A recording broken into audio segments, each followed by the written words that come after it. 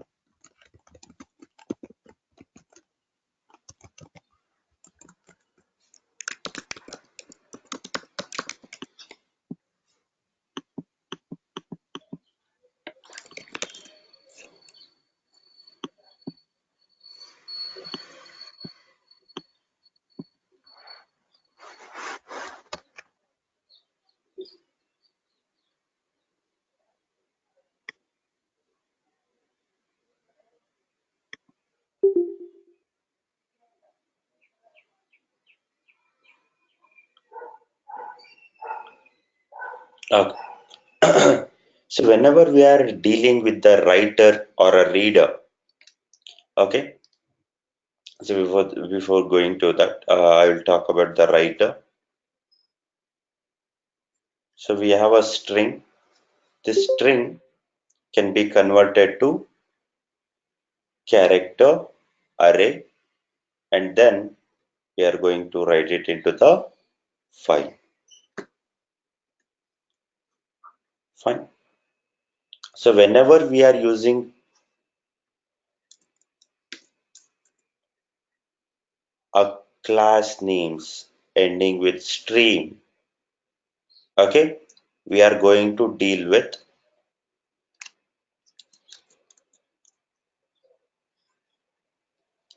bytes.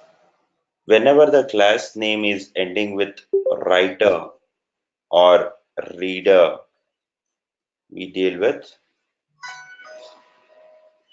characters.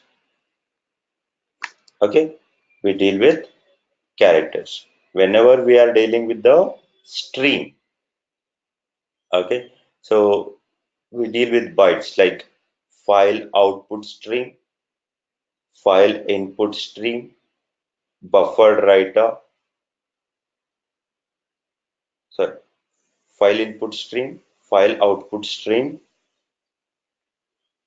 Okay, so similarly, whenever we are reading with the writer or reader, like file writer, buffered writer, okay, so we deal with the character array. Okay, so anyways, we shall see it one by one. Anyways, file output stream we have seen. Now we shall see file writer.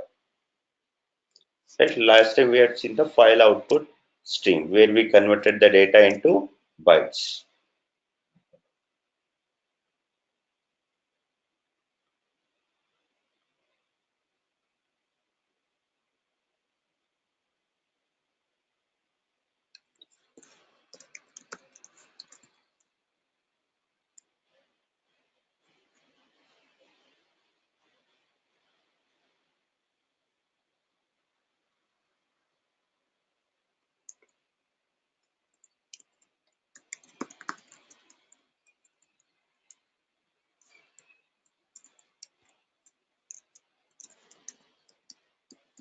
String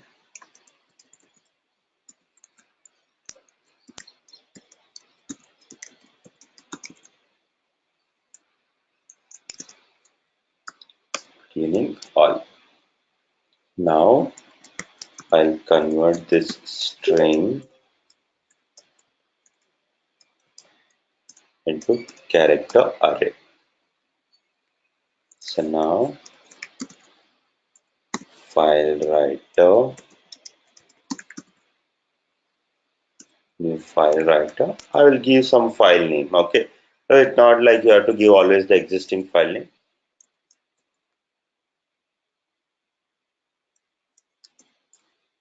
use spider.txt.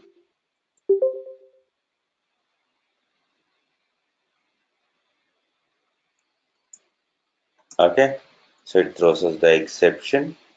So that is a checked exception, IO exception. We are handling it.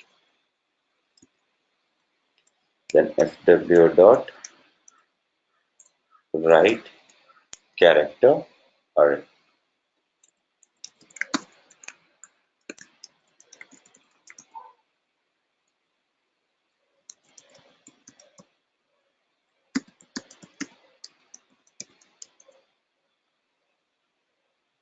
Can I ask a silly question, maybe? Yeah, no problem. Yeah, what is this file writer method used for? Write method, or you are talking about file writer? File writer. File writer is not a method, it is a class. Right. Okay, we are creating the object of that class. So file writer is used to write the data into the file. That I showed you, right? From Java, if you want to write the data into the file, we have four classes.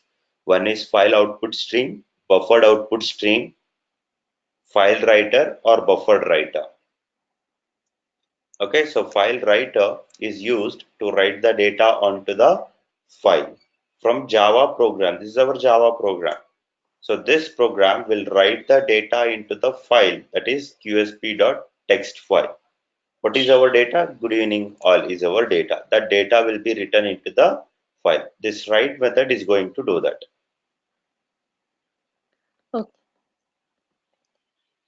Clear? thank you. Now let us run this. So it is telling wrote the string into file. Okay, let us refresh it.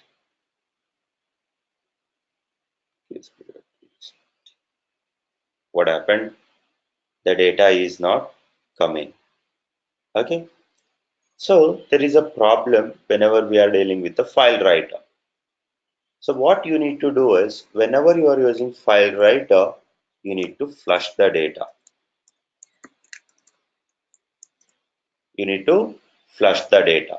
So now let's run it once again. Wrote into the file. Here it's coming up here. Fine.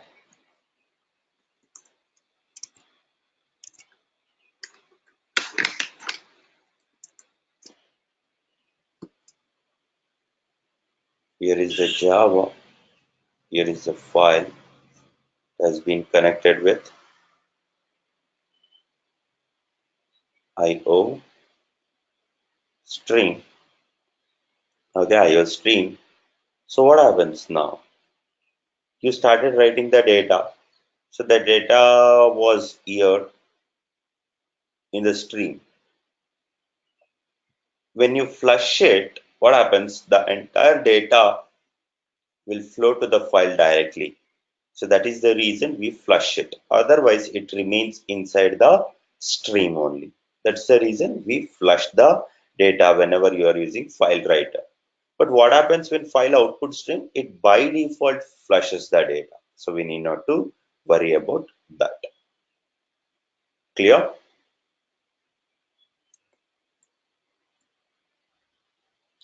Now let us see how to read the data from the file. How to read the data from the file. We can use file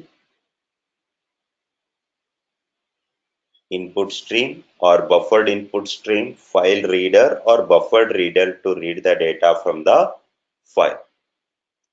Okay, so whenever we are using a file input stream, we are going to read the data byte by byte, byte by byte. Okay,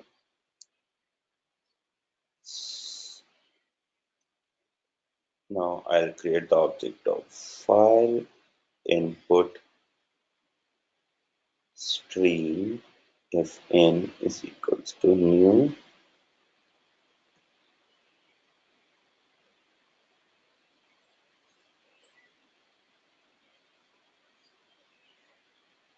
input stream, and I will give the file name. So what happens when I tell fin dot read, fin dot read, the compiler will go to the file and it will read the first byte. Okay, it will read the first byte. So to store it, I will take one variable of type int. Okay, if you convert this into the character, then you will get what was the character stored in the first position. Similarly, when you tell fin dot read for the second time, you will get the second byte. To store it, take one variable. Okay, then system dot out, convert it to get a character. Let us see that.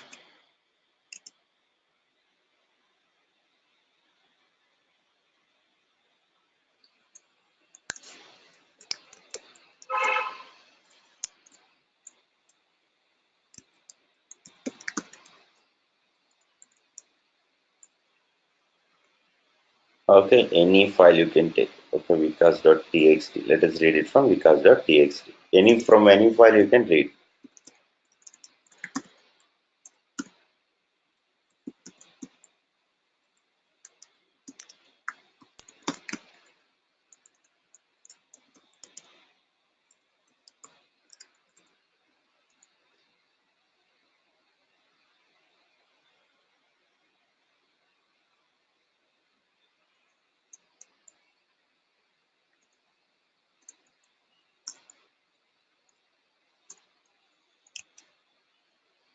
Okay.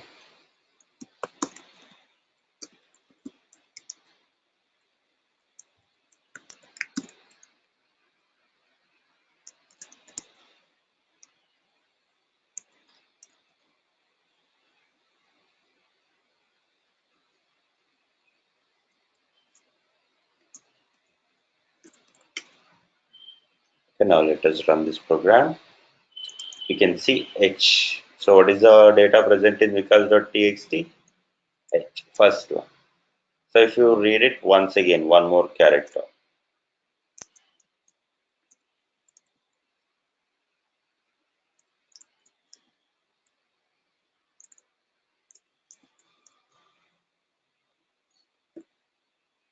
You'll find I. So now instead of doing like this, let us keep on reading it repeatedly.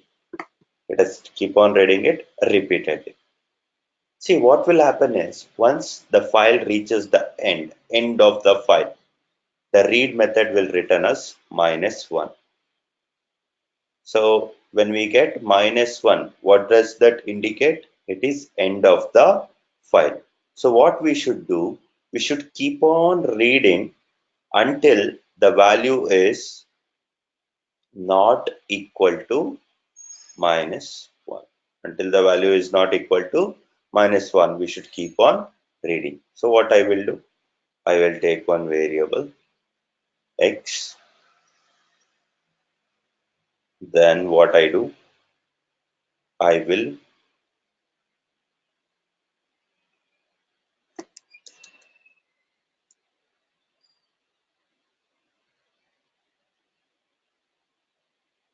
read the byte, and whatever the value is stored in the x, if it is not equal to -1, so then I will proceed with it.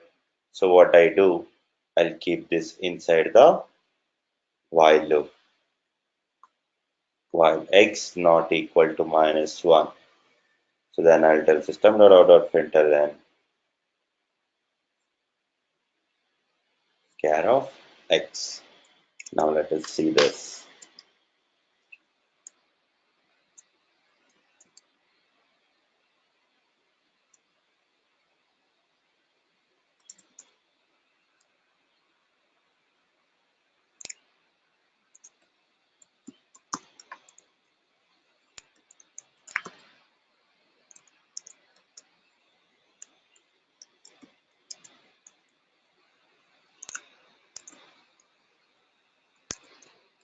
not equal to -1.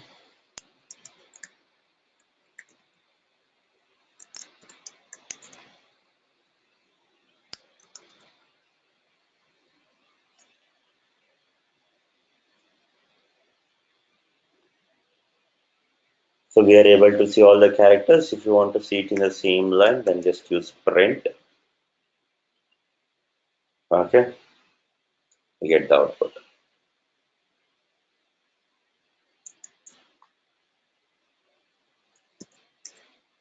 Can you run one more time with the ln, print ln, please? It will go for the new line every time. Okay, I was just verifying the space. Okay, spaces will come. Spaces is also one of the data. It gets converted into bytes and it will be returning it to you. Okay, thank you. So similarly, you can use buffered input stream, file reader, or buffered reader. Clear? Fine. Understood everyone? How to write the data into the file and how to read the data from the file. Any doubt on this?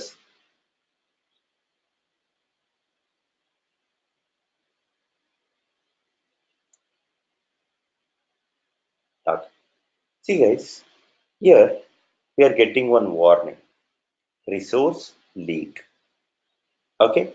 Why we are getting a resource leak is because we are dealing with the files. Whenever we are interacting with the files, it is a costly connection. So what we need to do is we need to always close the connection. Fin dot close. Okay, see the warning goes off. Okay, whenever we are interacting with the files, okay, whenever we are interacting with the files, okay, or whenever we are interacting with the database, we should always close the connection. Clear?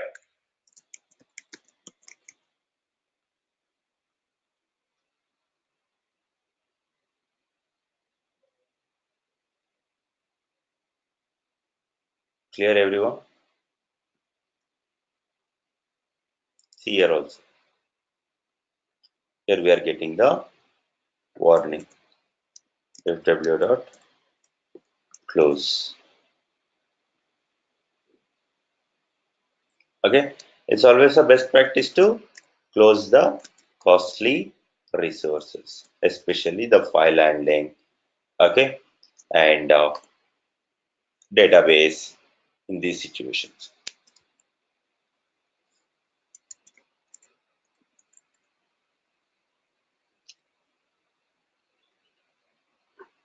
Clear everyone? Any doubt?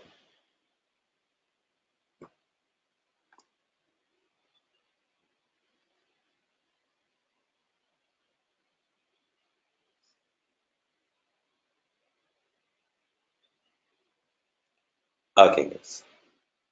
So now let us see about concept called as thread.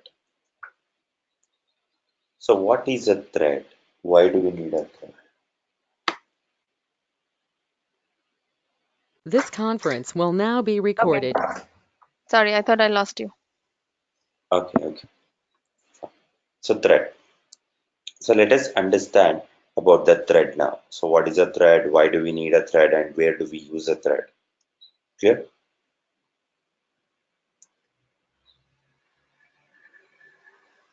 See, we have a Windows Media Player, right? Everyone might have used Windows Media Player, where it plays a video and audio. Does the video and audio come at the same time, or will video come first 1 hour and second the audio comes the second hour? No, right? So video and audio comes together. Do you know what happens here? So there will be a thread which gives a control to Windows Media Player.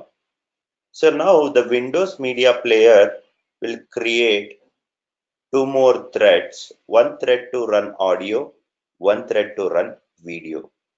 So as a users, we feel that audio and video are coming parallelly. Okay. So how the parallel execution is taking place? With the help of the threads. So this was our main thread, and these are our child threads. Who gave a control to child threads? The main thread. Main thread will give a control to child threads. Child thread starts running parallelly. Child thread starts running parallelly. This is what we call it as parallel execution. We can achieve parallel execution using threads. Using what? Threads. Now, for example, this is our web page. Web page. Here we have one video. Here we have one section for advertising. Here we have a section to print our content. Right? You might have seen many websites, right? So contents will be there. Here some pictures and all. So you want to test it now. You want to test it. Fine. So what we can do is we can create one thread to check this. We can create one more thread to check this. We can create one more thread to check this. Okay. So we can ask a main thread. We can ask a main thread to start execution. This main thread will create the child threads, and each thread is assigned to do a specific task. Each thread will be assigned to do a specific task. So now parallelly it will be testing all of them. Parallelly it will be testing all of them. Okay. For example, you will write a test script 1, test script 2, test script 3. You want to run all of them together, then create threads. Okay. So then you can run them parallelly, not one after the other. If you don't create the thread, what will happen? Test plan 1 will execute first, and then test script 2, and then test script 3. If you want to execute parallel execution, so then we need to create the threads. Okay. So now let us see how to create a thread. We can create a thread by extending thread class or by implementing runnable interface. By extending thread, we can create a thread class, or by implementing a runnable interface, we can create the thread. Okay. So whenever we are doing this, we need to override the run method. Okay. So run method has to be overridden. Clear?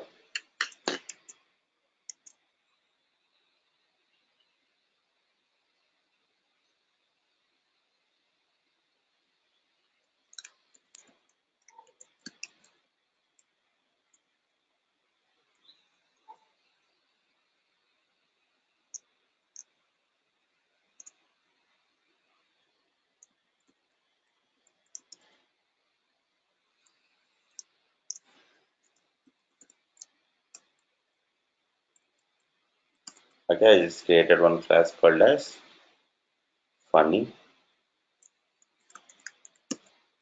extends thread.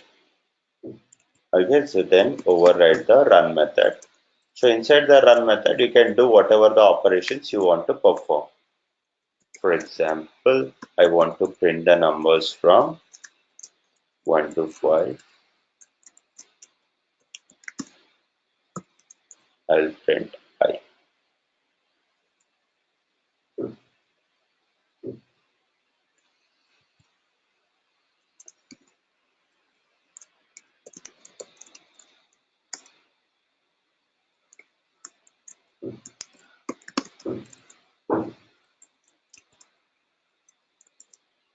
Okay, so now if you look, funny is a thread.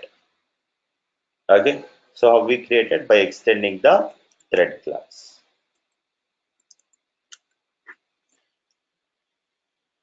Okay, so thread has a life cycle. Let us see it. When you create a thread will be in the runnable state. Whenever we create the thread will be in which state? Runnable state. When you ask a thread to start, when thread starts, it will enter into running state. Then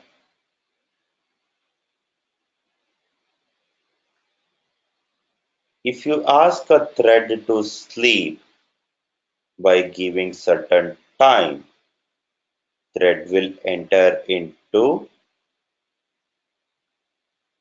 sleeping state. So once the time expires, it comes back to running state. Similarly, if you ask your thread to wait, thread will enter into waiting state or a waiting pool. So then the thread will come back to running state only if you notify it using notify or notify all.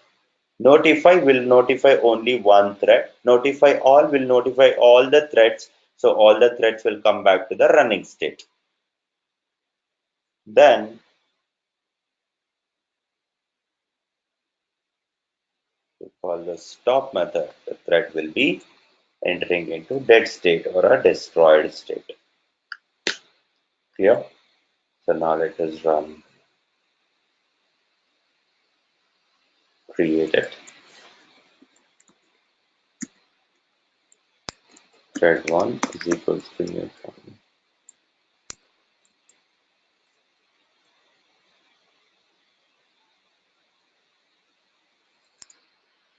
Okay, I'll start only one thread. The start method internally calls the run method. We need not to worry about calling the run method, and we should not call the run method. Start method internally calls the run method. Okay.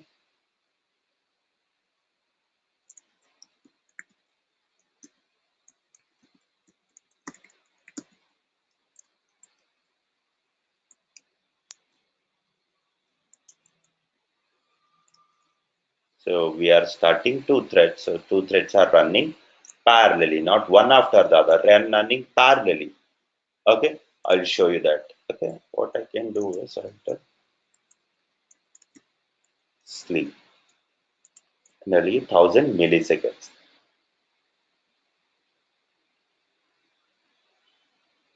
Sleep method will always throw the exception, so we need to handle it.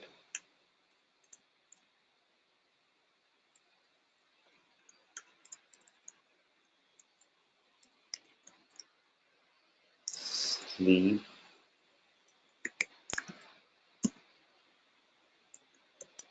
this is a static method present in thread class. It makes the thread to sleep for given interval of time.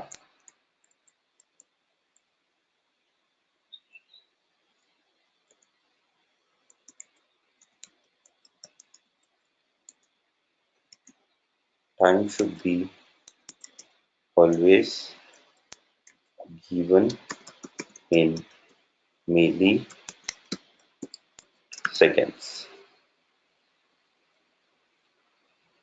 Okay, it makes the thread to sleep for a given interval of time. Time should be always given in milliseconds. This method throws one checked exception. Okay, what is that? Interrupted exception. Okay, so now let us run this. See, both the threads are running parallelly. Okay, so if you call the run method directly, there will be no thread. See, so one thread is running. Now second thread is starting to run. It is not parallel execution, it's a normal execution. So whenever we use thread, we can see the parallel execution. So both the threads are running parallelly. If you want, you can have one more thread. So three threads will be running parallelly now.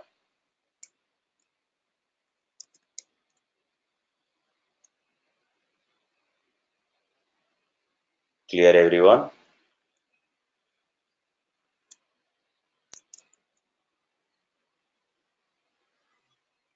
No.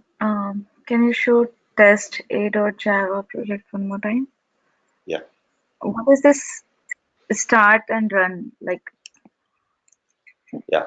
So if you want to start the thread, if you want to run the thread, you need to call the start method. The start method is already there. Yes, start method is present inside the thread class. Okay, that it has been extended to funny. Okay. And similarly, Okay. run is also inside thread class, run method. Yes. Yes, that is only we are able to override. If run was not there in thread, then we were not able to override it. So Okay. no. Yeah. Yeah, start method internally calls the run method. We need not to call it explicitly, it internally calls it. Okay.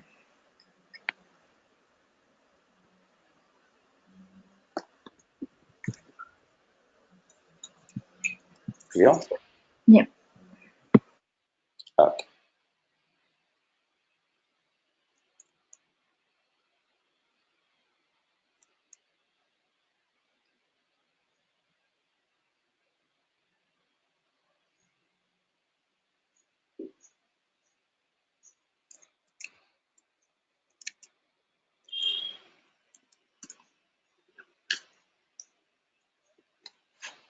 Now what I do is I'll create one object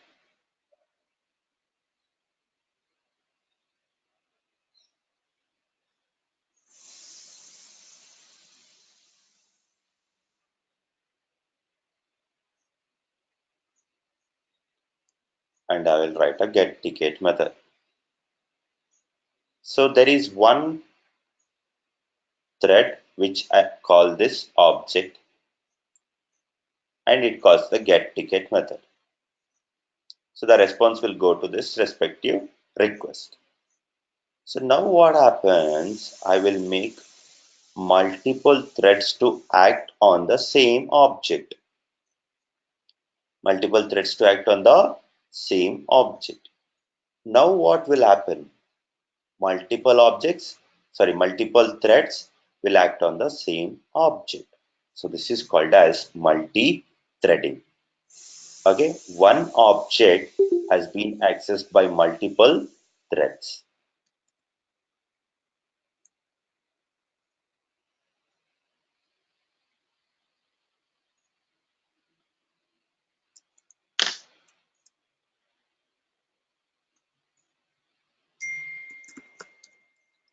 Okay, I will take one class called as Inox.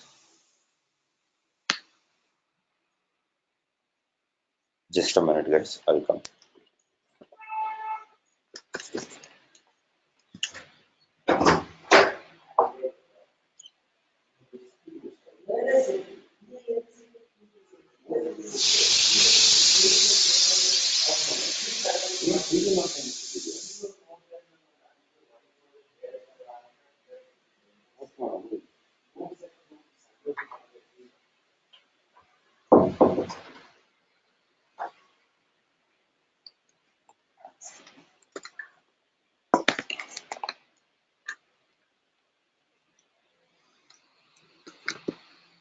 So now what I do, I will have one method get tickets. Excuse me.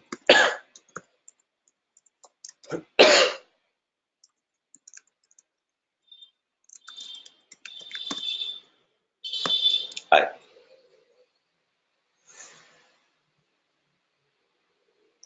Then I'll create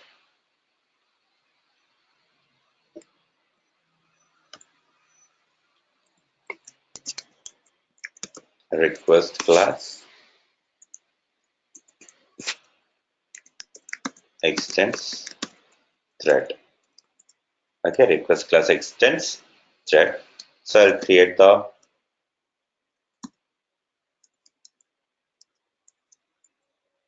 one instance variable that is inox.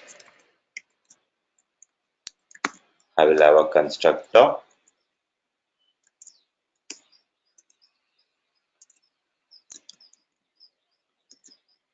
So now I will tell this dot inox is equals to inox.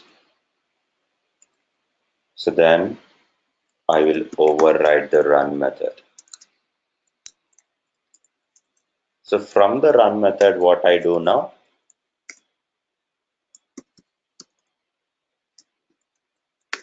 I'm calling the get tickets method. It's quite simple. So we are having one way instance variable. That variable we are initializing use the parameterized constructor, and then we are using that variable to call a respective class method.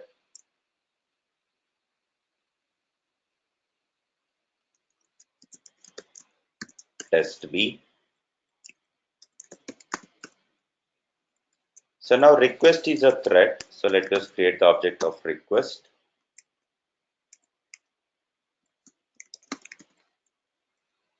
Okay, but to create a request object, we need to pass a inox type object. So what I need to do now, let's create the object of inox.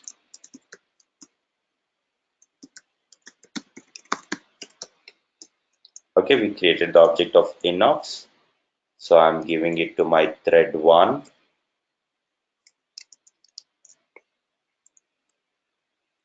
Okay, so then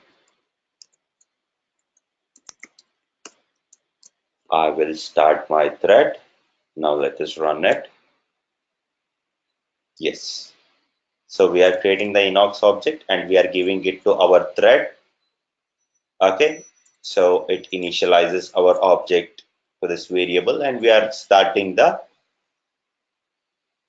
thread. So thread will call the get tickets method. Similarly, I will have one more thread and I'm passing the same inox object. Okay, I'm passing the same inox object. See, this is thread 1.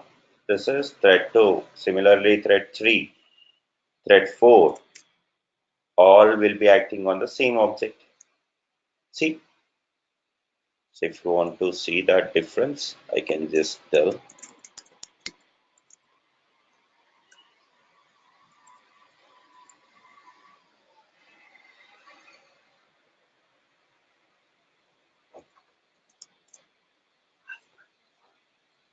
See, threads are running parallelly. Clear?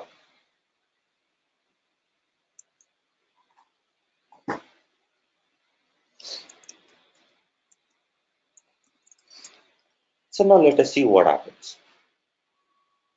Inside a movie theater, there are 2 seats left. Rest all of them are filled. So I will send a request, okay, to book these 2 tickets. Okay, another person will also send a request to book these 2 tickets. Okay, at the same time. So what will happen? These 2 seats get selected and I will get a response, the seats got booked. Similarly, it will happen to the other person I have as well. He will also get a response telling that these two seats are booked. So what will happen now? So both will be in confusion. Yes or no, right? So if we enter the mall, right? So for two people, okay, so this guy is booking two seats, and even this guy is booking two seats. So this was the request one, and this is the request two. So request one is booking two seats, request two is also booking two seats. Both of them get a confirmation, but once they enter the theater, so that what the hell is what they feel, right? Because for two seats got allotted for four people. So to avoid this, whenever a single object is accessed by multiple threads, and if we want it to be accessed by one request at a time, so what we do is we make it as synchronized. We make it as synchronized. So now what happens? Thread 1 will come, request 1 will come, and it will enter into the booking section or get ticket section. So if the request 2 comes, it will wait until the request 1 finishes the task. Once the request 1 finishes the task, request 1 will leave it. So request 2 will enter and it will lock it. If request 3 come, it has to wait until the request 2 finishes the task. Then only request 3 will enter into the block. Like this, we can achieve thread safe property. Okay. So now let us see this. See, if I run, both the threads are running parallelly. Now what I do, I will go to inox and I will make my method as synchronized. I'll make my method as synchronized. Now let us run it. See, first thread is doing the job. The second thread also started, but it is in the waiting state until the first thread finishes the task. Clear, everyone? So this is what we call it as a thread safe property. So what is meant by synchronization? Understood? If you want to make any method as a thread safe, then we declare it as synchronize. Then we declare it as what? Synchronize. All vector class methods are synchronized. If any method is declared as synchronized, it can be used by only one thread at a time. No multiple threads can use that method at the same time. Okay, it's just like a bathroom. If one person is inside the bathroom, what he will do? He will enter into the bathroom and he will lock it from inside. So no one else can enter into the bathroom until he comes out. Right? So similarly, if you make the method as synchronized, one thread will take in charge of that method at a time and it will be running it. Okay, until that thread finishes the job, no other threads will enter into the method or the block. Clear, everyone? Any doubt on this?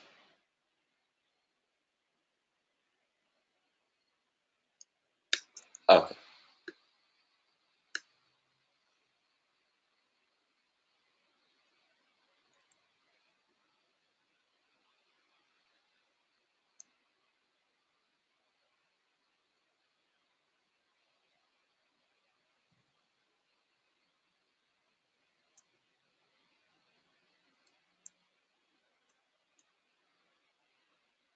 I will have one method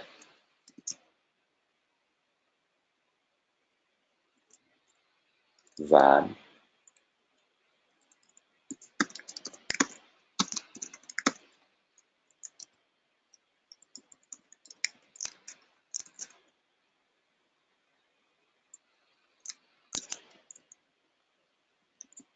Okay.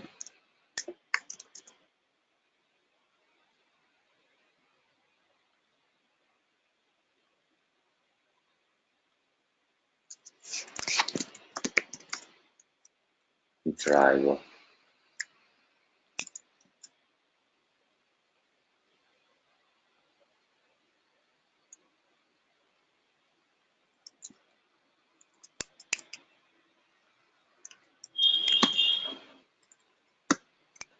driver extends thread.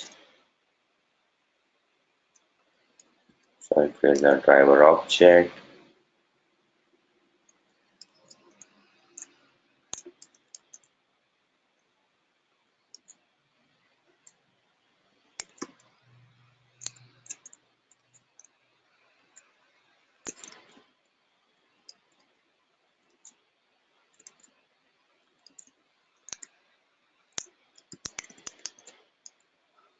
Okay, now let me go and have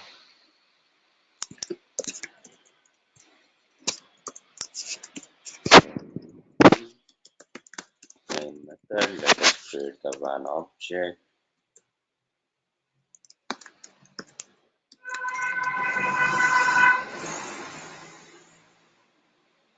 One object is created. So now what we do? Driver t1 is equals to new driver, and we'll pass a one object t1 dot start. Okay, now let us run it. Yes, the one move method is called and it's running. So now what I do, I will tell wait. It throws an exception. I will surround it with try catch block. Now let us see what happens.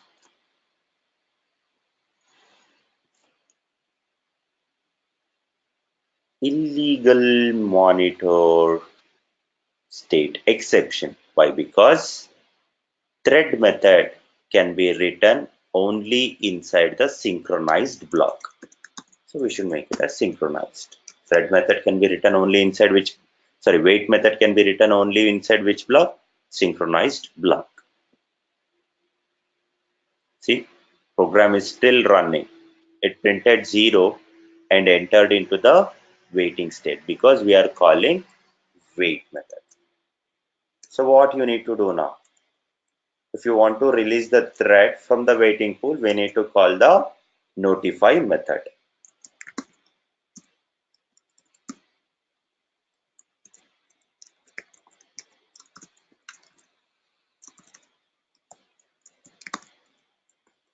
Okay, I will call the notify method. So just leave it. If I call this method, it calls the notify method. So what I do, I will type v dot, just leave it. Okay, I will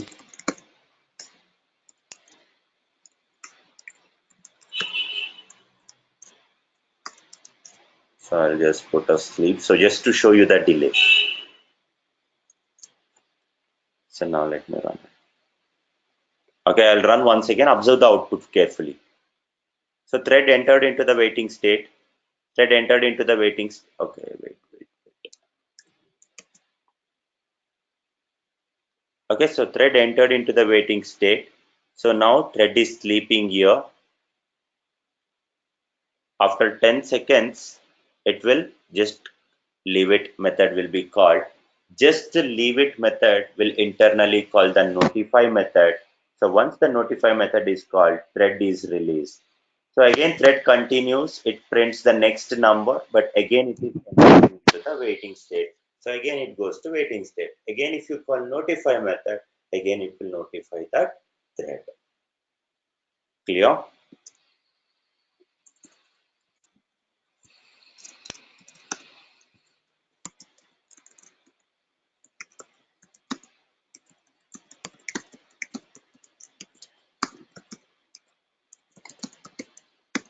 In the waiting pool until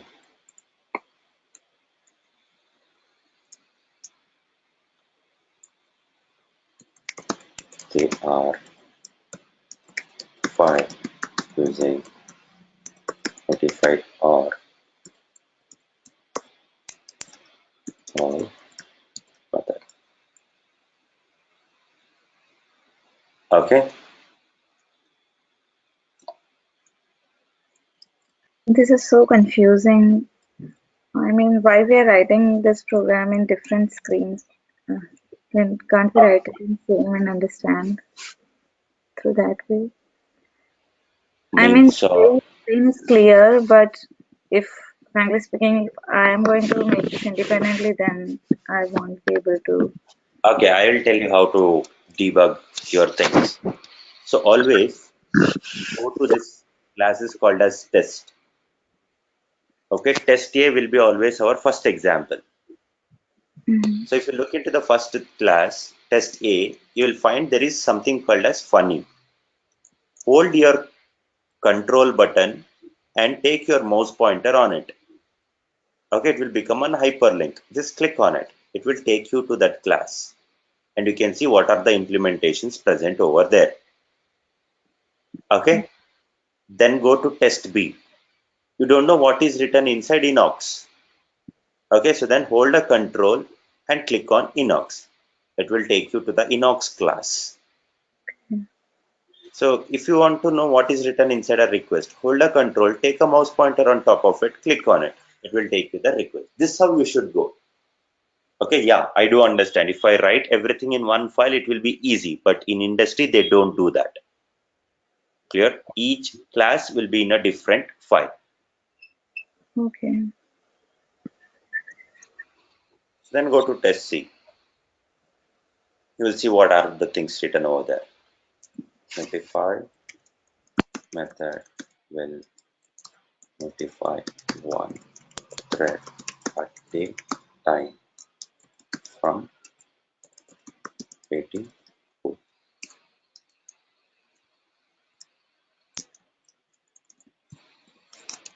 Notify all. Method will notify all the threads at a time from the waiting pool. Clear? Fine. Any doubt on this, guys? Can you So open the drive?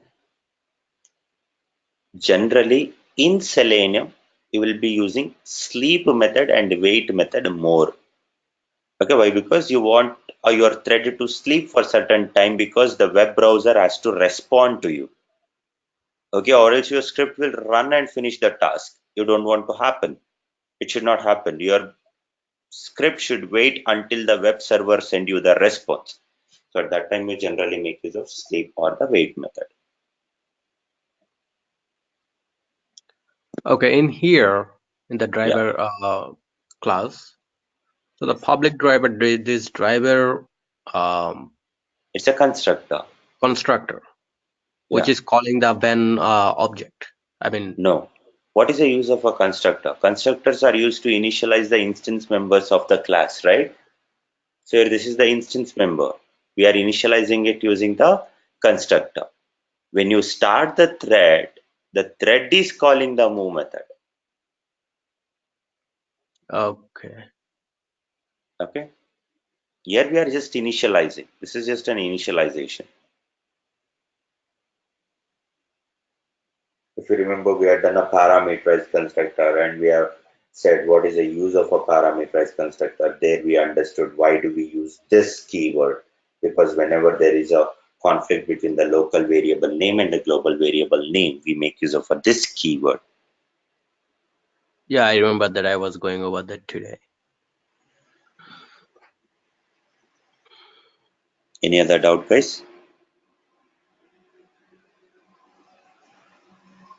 Can you go to test C, please? So here we are creating the WAN object. To the driver, we are passing V. Why? Because there is only parameterized constructor, no default constructor. So we have to call that respective parameterized constructor. Hence, we have to do that. Okay. Any other doubt, guys? I think it will be better for us to understand if you write all the class in one file, and when we get it, you can separate it. So this is the way, like if you create one, then it might be clear to us that to see like clearly visualizing like how is calling each other. Correct. Correct. That's why I showed you how to debug that, like whenever the things are in different files, how to just go ahead and deal with them. So go to test A. That is our first example. If you don't know what is funny, just hold the control. This is your MacBook, hold command. Okay, then click on it.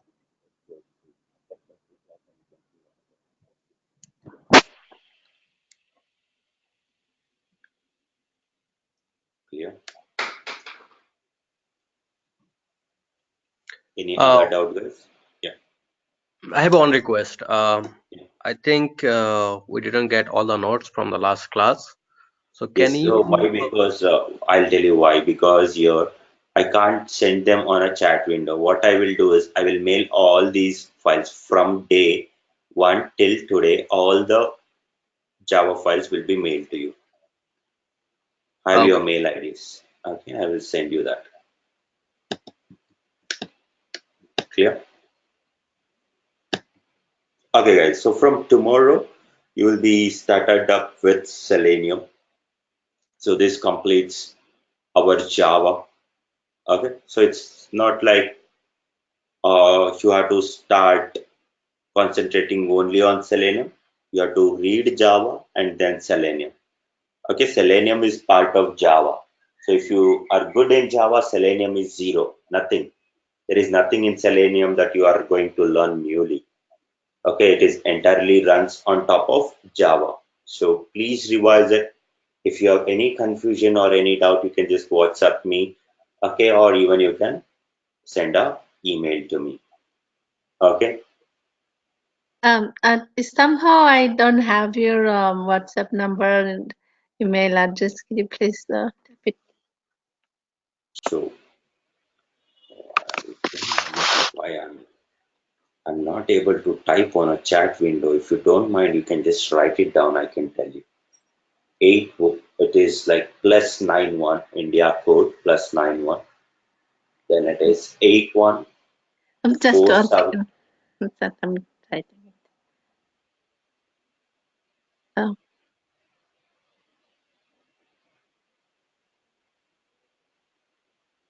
Yes, please. Yeah, +91 81 81 81 4721 4721 4063. 4060. There has to be a plus at the beginning. 63 4063. 63. It's 918147214060 4063. 4063. Okay. 91 is the country code. Okay, guys. So any other doubts you have? If you have any And the email confusions, address? yeah, email address. Anyways, I'll send a mail to you. Anyways, you are in that mail chain, right? So which I had shared some of the examples previously. So you are not going to take the Selenium class. Someone else will take it, right? Yeah, someone else, the other faculty will take a Selenium for you guys. I still have a little, I was trying some loops. If you can please go over one simple loop, that will be helpful to get me over that. Like Yeah. So here we have a simple loop. finding the find the numbers from 45 to 60 and then print the ones that are even. Correct. So inside the loop, you should put a condition. So then you will come to know what exactly is happening there.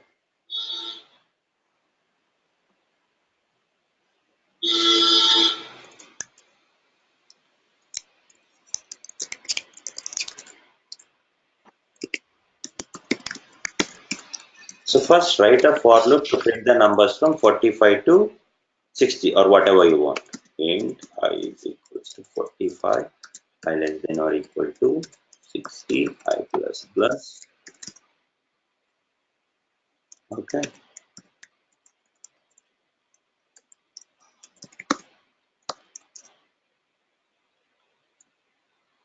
So it is printing. So you want to print only odd numbers. So what you do? Put a condition. If I mod 2 not equal to 0. If I mod 2 is equal to 0, then it is an even number.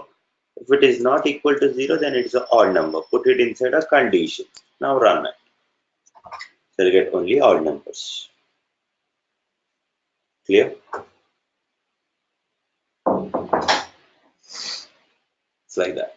Try each and every example. If you have any confusion or any doubts, so please let me know. I can help you.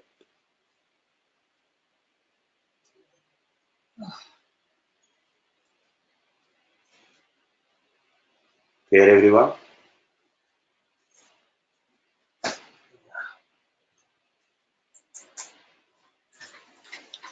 Okay, guys, then. So it was a very nice journey with you all. Okay, so please be in touch. Okay, if you need anything, so I'll be always there to help you out. Yeah, Oh, I'm sorry. I didn't get what you said about the email address. So email, I will send you the mail today anyways. Okay, so in that email, hope you will be there in that chain.